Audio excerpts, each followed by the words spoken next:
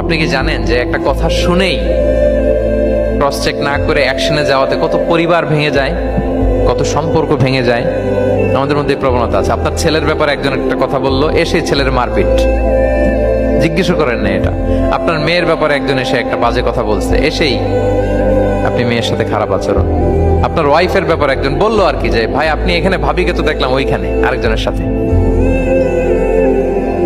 আপনি এসেই আপনার স্ত্রীর উপর চড়াও অথবা গায়ে হাত তুললেন।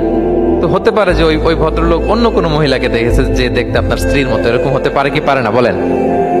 তো এই যে আপনি ক্রস চেক না করে, ভেরিফাই না করে যে অ্যাকশনে গেলেন, এতে সমস্যা হবে না সমাজে? পরিবার ভাঙে, সমাজে সম্পর্ক নষ্ট হয়, কলহ বাঁধে। এই জন্য আল্লাহ তাআলা বলেন যে সোসাইটিটাকে যদি পিসফুল করতে চাও, ইদা জাআকুম ফাসিকুম বিনাবাইন ফাতাবায়ানু, নিউজ আসলেই বিশ্বাস করো না, you have to cross check.